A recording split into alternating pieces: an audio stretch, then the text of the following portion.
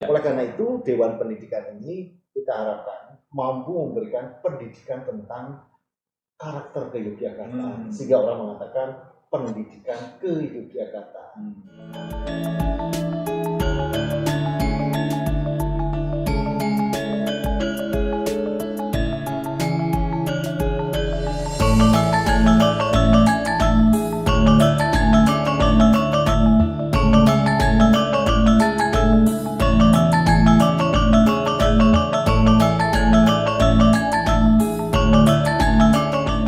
Pendidikan, kita berjumpa kembali dalam acara obrolan pendidikan.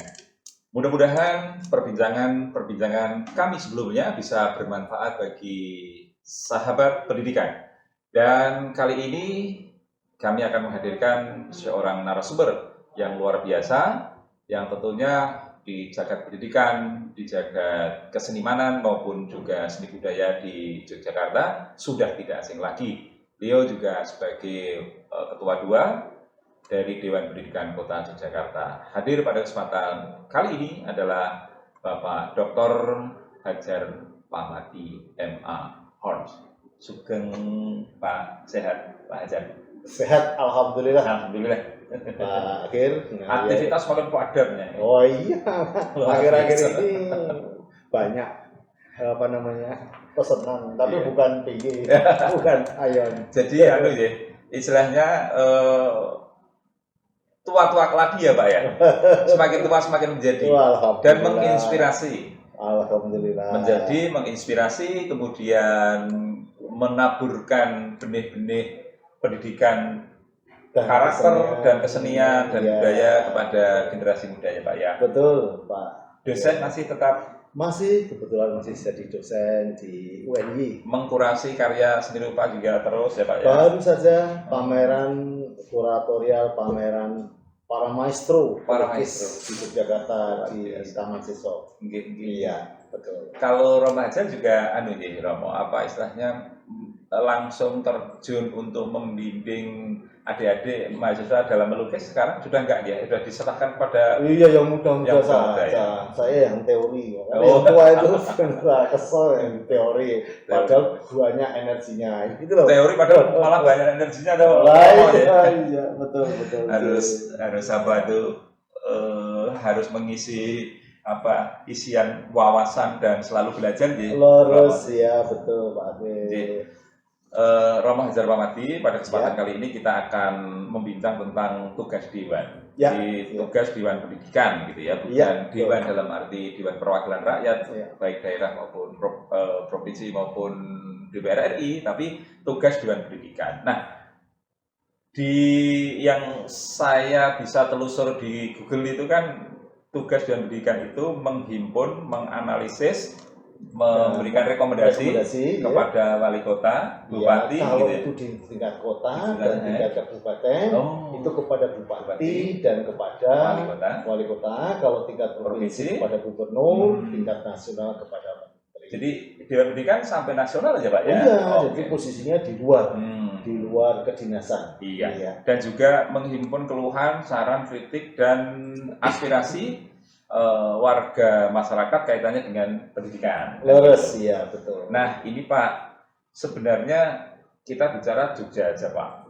Ya, betul. Lokal Yogyakarta, walaupun kemudian ketika bincang Yogyakarta itu kemudian nanti akan meregional dan mengnasional dan menginternasional. Betul ya. Karena bisa. Yogyakarta itu kan terkenal dengan berbagai macam sebutan dan sudah terkenal dengan kota pendidikan, kota seni, kota budaya, kota perjuangan ya Pak ya. Nah, kaitannya dengan keistimewaan Jogja atau kaitannya dengan Yogyakarta sendiri, sebenarnya Dewan Pendidikan ingin berperan di mana Pak dalam konteks ke-Yogyakartaan Pak? Jadi begini, sebenarnya kita akan mempertahankan Jogja itu sebagai kota budaya. Ini yang pertama. Karena sekarang H atau H atau yang kita singkat dengan H itu namanya handicap. Jadi rintangannya semakin lama semakin banyak dan semakin padat. Sehingga ini akan memberikan kesusahan kepada pendidikan pada anak. Nah, dalam konteks seperti ini kita berharap bahwa budaya Yogyakarta masih menjadi dasar dari pengembangan budaya anak-anak. Mengapa demikian? Ya. Ngeten Pak. Nggih, Pak. Nggih. Karena karakter budaya kita Ya. itu masih eksis dalam hal komunikasi antar bangsa, Ya. antar daerah, dan kita masih diunggulkan konsep ini. Ya. Oleh karena itu, Dewan Pendidikan ini kita harapkan mampu memberikan pendidikan tentang karakter ke Yogyakarta, sehingga orang mengatakan pendidikan ke Yogyakarta. Nah, apa itu pendidikan ke Yogyakarta? Apa itu, Pak? Nah, ini pendidikan ke Yogyakarta adalah pendidikan yang berbasis pada karakter budaya Yogyakarta. Ada teposliro, ada toleransi, lembah mana, dan tidak pernah menyangkal dalam arti belum sudah istilahnya kalau orang anak-anak kecil itu jebret dulu, jangan. Tapi kita santai dan bagaimana dan tekun belajar. Oleh karena ini menjadi suatu budaya yang ada di Yogyakarta. Apa? Banyak sekali, baik mulai dari kehidupan sehari-hari, cara belajar, dan menciptakan yang penting, menciptakan iklim belajar di Yogyakarta melalui budaya Yogyakarta. Iya. Nah, terus kaitannya dengan apa yang disampaikan oleh Pak Hajar tadi, bagaimanakah umpamanya lembah mana, teposliro, menginternalisasi kepada para generasi muda atau pelajar lah. Betul, gitu.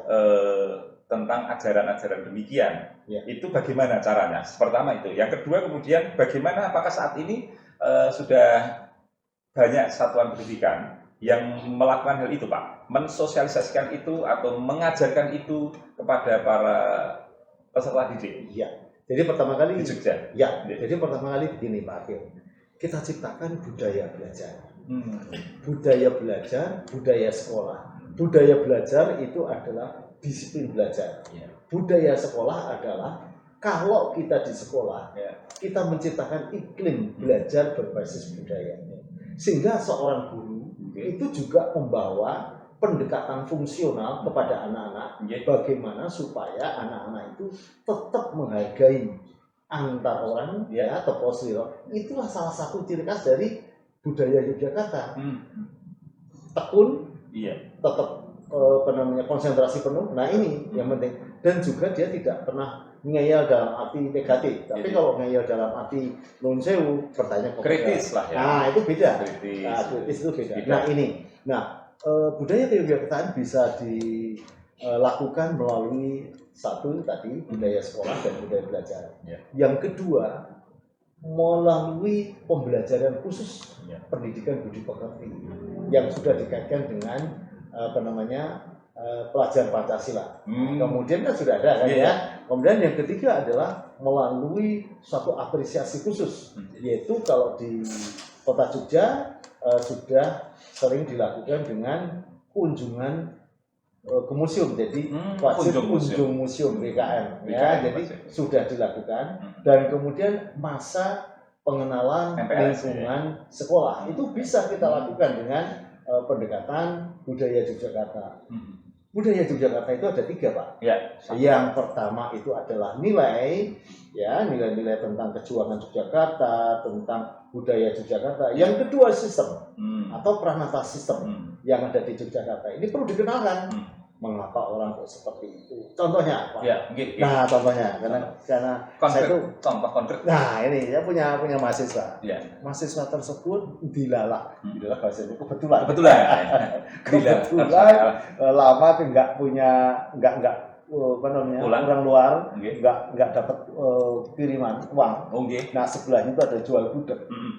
Penjual gudeg itu juga menawari, Mas, mau makan di sini dulu. Saya belum punya, besok kalau punya uang. Gitu ya. Udah makan di situ. Sudah makan. Besok paginya didodok lagi. Masa nggak makan? Saya belum keluar uangnya. Besok makan lagi. Gitu kan. Nah, sampai 3 kali begitu, sampai ke 4 kali dapat uang. Kebetulan dapat uang. Kebetulan yang kos tadi itu jujur, Bu, ini saya dapat uang sekian. Mas, kalau uang pagi-pagi kayak gitu ya saya nggak ada kembalinya, udah dibawa dulu saja. Coba, ini betapa seorang orang kita Yogyakarta itu kok apa namanya dengan orang itu percaya sekali. Percaya Coba sekali. kalau yang lain, Wah. oh nekat pergi aja ya gitu Iya, kan. iya. Nah tapi ini enggak. Itu basicnya kemudian ke anu ya, Nah, karakter. Nah karakter mereka itu selalu percaya pada orang, Saling percaya. mengerti pada orang, kebutuhan orang. Nah ini sangat penting. Iya. Jadi orang lain itu adalah sebagai kita, Iya. jadi terposisi. Terposisi. Nah ini adalah salah satu bentuk dari yang kita sebut adalah peranata sistem budaya. Nah, kita juga bisa melihat dari beberapa hasil budaya kita seperti keraton, itu ada ornamennya, itu maknanya apa. Itu semua adalah perjuangan-perjuangan yang digambarkan dalam bentuk visual. Nah, itulah. Jadi pendidikan kita bisa melalui itu. Nah, kalau ditanya tadi, lalu bagaimana peran Dewan Pendidikan? Nah, Dewan Pendidikan kita akan mencoba mengangkat kebutuhan masyarakat dan juga mengeksplor nilai-nilai karakter dalam seni dan budaya Yogyakarta, lalu kita berikan pada anak-anak. Jadi sehingga anak-anak bukan mau dia pintar tentang Yogyakarta, tentang bentuk-bentuk tidak, tapi juga karakter apa yang dibalik karya-karya seni, lebih pada nilai ya Pak. Iya, nilai itu maknanya. Artinya tidak harus dia bisa mendalam atau dia bisa menari. Ya, tapi kalau bisa nilai- sokor tidak, tapi memahami ya. nilai apa yang ada di tarian, dalam di dalam wayang, dalam ya. pedalangan, itu yang kita maksudkan. Iya. Jadi ya mungkin dengan pakaian, Iya, itu juga ada maknanya. Nah, begitu Pak. Iya. Siap. Terus kalau tadi kan disampaikan ada 3 Pak, nilai-nilai sistem atau peranata sosial, yang ketiga apa Pak? Fisik. Jadi ornamen tadi ya, keraton gitu tadi. Oh, itu sudah pakaian, wayang, itu kan ya. semua kan udah fisik. Itu bisa kita baca, itu bisa kita jelaskan. Nah, itulah karakteristik dari nilai budaya Yogyakarta. Iya. Nah, tadi Pak Romo Hajar atau Pak Hajar menyampaikan apa ya, menginternalisasi nilai-nilai budaya itu bisa dengan MPLS tadi ya Pak masa pengenalan lingkungan sekolah. Nah, menurut pengamatan panjenengan di Yogyakarta, kota Yogyakarta, satuan pendidikan sudah melakukan itu juga Pak ya? Sebagian sudah dan dinas pendidikan. Sebagian kecil atau besar Pak? Oh sudah besar. Sudah mereka sudah mulai dengan mengenalkan budaya Yogyakarta gitu ya. Dan nanti ini akan dilanjutkan dengan mata pelajaran seni budaya. Besok yang akan datang di dalam kurikulum baru akan dinamakan bukan hanya seni budaya, prakarya, tapi seni dan prakarya. Seni dan prakarya. Nah, artinya seni dan prakarya pun ini bisa dikaitkan dengan prakarya yang ada di Yogyakarta. Kerajinan. Ya, kerajinan. Kemudian kuliner, ya, kemudian fashion. Nah, itu juga termasuk karena ada 11 pola yang ada di kebudayaan di Yogyakarta itu ada 11 unsur-unsur budayanya.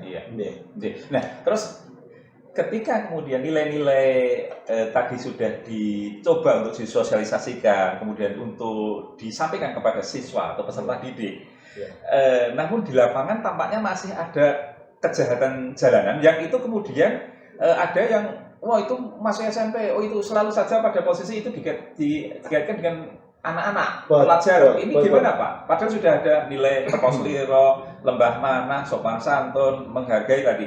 Kok ada masih ada saja muncul itu. Ini sebenarnya gimana nih Pak? Ini pengecualian atau deskripsi? Bagus sekali. Pertanyaannya luar biasa.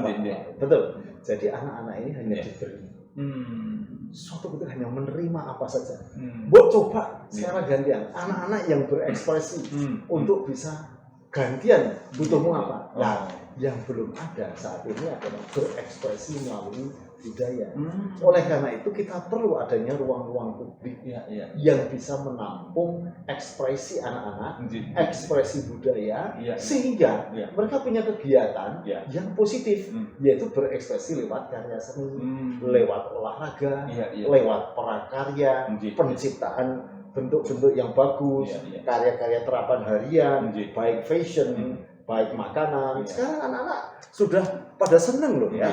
Mereka itu tidak hanya yang namanya ekspresi itu tidak hanya Iya. olahraga, masak atau Masak. kuliner itu sekarang sudah menjadi hobi pada Hobi, ya? anak-anak. Iya. Mereka sok Iya. ingin jadi Betul. apa, chef, Chef, gitu. ya, chef, ya. Chef, jadi ya. chef gitu Iya, ya. chef. Jadi senang seperti itu. Nah ini juga belum pernah dilakukan. Nah sesekali coba, kemarin kita sudah berbincang-bincang dengan Pak Wali Kota. Iya, Ya, iya. kebetulan kami usulkan kapan-kapan deh Pak ada suatu melukis mural bareng-bareng. Iya. Tapi begini Pak, Akhir, That's really. gagasan kami adalah melukis mural itu bukan di tempat umum, tetapi antar sekolah. Sekolahnya misalnya sekolah A, SMP A, Iya. saya SMP B. Iya. Saya melukis mural di SMP Bapak. Nah, Bapak melukis mural di SMP saya. Oh. Kita sediakan ruang, Iya. kemudian nih, terus api-apian.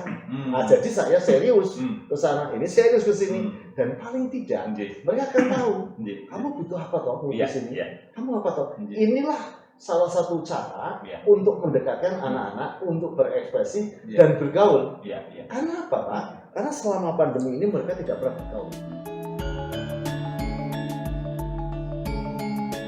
Jerman Timur dan Jerman Barat itu lupa.